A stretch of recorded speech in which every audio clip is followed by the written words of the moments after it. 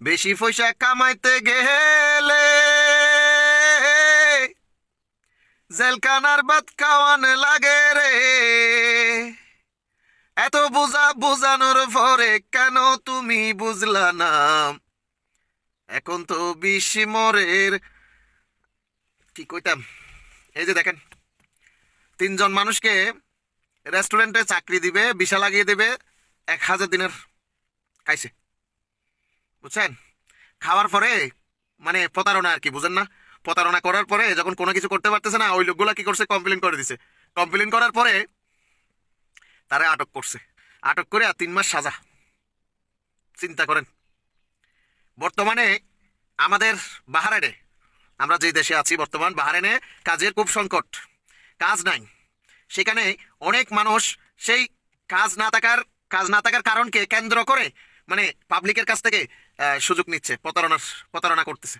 যেমন আপনার কাজ নাই, আপনি পাগল হয়ে গেছেন, হ্যাঁ, আপনাকে ফেসবুকে স্ট্যাটাস দিছে, ভাই আমার এখানে 2জন লোক লাগবে, আমার এখানে 3জন লোক লাগবে। এখন আপনি কি করছেন, ওই নাম্বারে ফোন দিচ্ছেন। ফোন দেওয়ার পরে আপনাকে বলতেছে আসেন কথা বলি। গিয়ে আপনি কথা বলছেন, কথা বলার পরে আপনাকে বলতেছে 200 দিনার করে দিতে হবে, তাহলে আমি চাকরিটা দেবো। এখন আপনি দেখতেছেন ভালো একটা রেস্টুরেন্টের চাকরি, ভালো একটা কাপড়ের দোকানের চাকরি, ভালো একটা কোম্পানির চাকরি, দূর 200 দিনার দিল, সমস্যা নেই।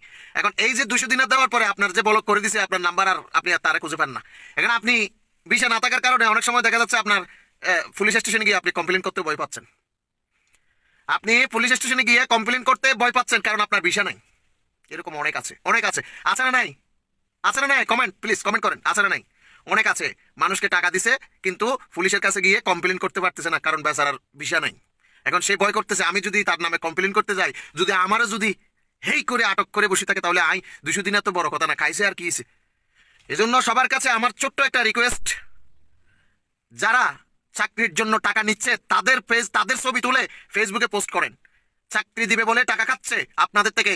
হ্যাঁ, এই যে বাহারাইনে বর্তমান কাজের যে সংকট, কাজ কম, এই কারণ এই এই এই সুবিধাকে কেন্দ্র করে মানুষের কাছ থেকে যে চাকরি দিবে দিবে বলে বিভিন্ন জায়গা থেকে টাকা খাচ্ছে, তাদের ছবি তুলে রাখেন টাকা দেওয়ার সময়। হ্যাঁ, গোপনীয়ভাবে তার ভিডিও করে রাখেন, সেগুলো আমাকে দেন, আমি পাবলিশ করবো, সেই মানুষগুলোকে জনগণের সামনে তুলে ধরবো।